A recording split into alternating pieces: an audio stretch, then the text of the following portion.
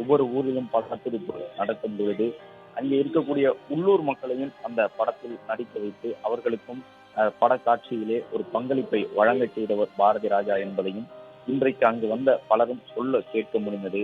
வருசநாடு வட்டாரத்திலே பல இடங்களிலும் சுற்றி திரிந்து படம் பிடித்து அந்த மக்களுடைய வாழ்வியலை தமிழ்நாடு முழுவதும் பேசுபொருளாக்கியவர் இயக்குனர் இமயம் பாரதி ராஜா அவர்கள். பாடலாசிரியர் வைரமுத்துவும் அந்த பகுதியை சார்ந்தவர். எனவே அவர் தன்னுடைய பாடல் வரிகள் மூலமாக அந்த மக்களுடைய வாழ்வியலை எடுத்து கூறியிருந்தார் என்ற நிலையிலே இயக்குனர் பாரதி ராஜாவை பொறுத்தவரை தன்னுடைய திரைப்பட இயக்கத்திலே கதாசிரியராகவும் இருந்து திரைப்படங்களுக்கு வசனங்களை எழுதியதன் அடிப்படையிலே அந்த மக்களின் வாழ்வியலை தன்னுடைய மொழியில் எடுத்து கூறிய ஒரு கலைஞனாக பாரதி ராஜா அவர்களும் பார்க்கப்படுகின்றார். அரசியல் சார்ந்தும் பல கருத்துக்களை அவர் கூறியிருந்தாலும் தனிப்பட்டு எந்த ஒரு அரசியல் நிலைப்பாட்டையும் தன் வாழ்நாள் முழுவதும் அவர் எடுத்தது கிடையாது. உள்ளூரிலே ஒரு சுகாதார ஆய்வாளராக பணி செய்த பாரதி ராஜா அதன் பிறகு திரைத்துறை மீதான ஈடுபாட்டின் காரணமாக சென்னைக்கு இடம்பெயர்ந்த அந்த தகவல்கள் அப்போது கங்கையமரன், இளையராஜா உள்ளிட்டவர்கள் ஒரே அறையிலே அவரோடு தங்கியிருந்தது.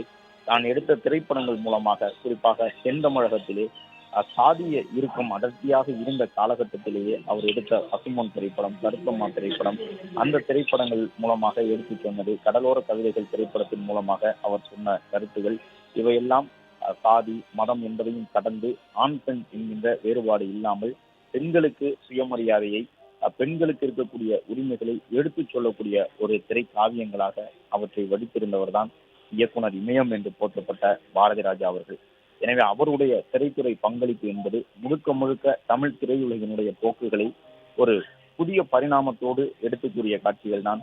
இன்றைக்கு நடிகர் ரஜினிகாந்த் ஒரு மிகப்பெரிய நடிகராக இருக்கின்றார், கமலஹாசன் ஒரு மிகப்பெரிய நடிகராக இருக்கின்றார். அதே போன்று பல வில்லன் நடிகர்கள், எதிர்மறை கதாபாத்திரத்தில் நடித்த மக்களிடம் மிகப்பெரிய அளவில் பெயர் பெற்ற நடிகர்களும் கூட பாரதி ராஜாவின் மீது மிகுந்த அன்பு கொண்டவர்களாக, அவர் மூலமாக அடையாளப்படுத்தப்பட்டவர்களின் முதன்மையானவர்களாக பார்க்கப்படுகின்றார்கள்.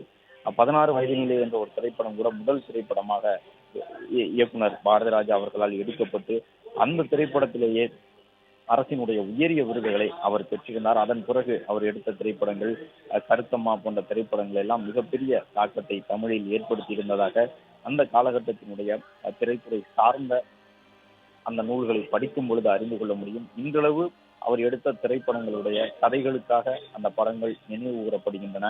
அந்த கதைகளை ஒட்டி எழுதப்பட்ட அந்த வரிகள், பாடல்கள் நினைவு கூறப்படுகின்றன. சிறந்த திரைப்பட பாடல்கள் பலவும் இயக்குனர் பாரதி ராஜாவினுடைய திரைப்படங்கள் மூலமாக, அந்த திரைப்படத்தில் பாடலாசிரியர்களின் எழுத்தாக்கத்தின் மூலமாக உருவானவையாக இருக்கின்றன.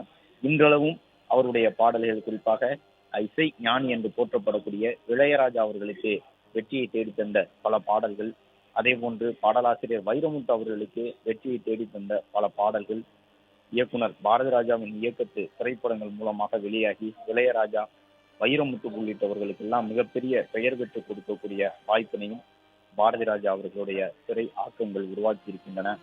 அவருடைய திரைப்பட படப்பிடிப்பை பொறுத்தவரை அவர் கொடுத்த அந்த வாய்ப்புகளை எல்லாம் பலரும் பயன்படுத்தி ஒரு நல்ல பாடலாசிரியர்களாக வந்தவர்களும் உண்டு. முத்துக்குமார் உள்ளிட்டவர்கள் எல்லாம் கடந்த காலத்தில் சில காட்சிகளை நினைவு கூர்ந்திருப்பார்கள். முத்துக்குமார் எல்லாம் பாரதி ராஜாவிடம் வாய்ப்பு கேட்டு சென்ற பொழுது அவ்வளவு எளிதாக பாரதி ராஜா அந்த வாய்ப்பை அவருக்கு வழங்கிவிடவில்லை.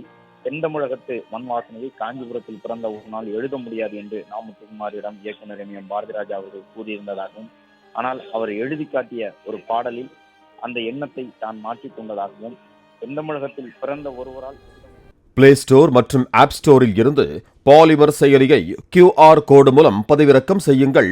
செய்திகளை உடனுக்குடன் பெறுங்கள்.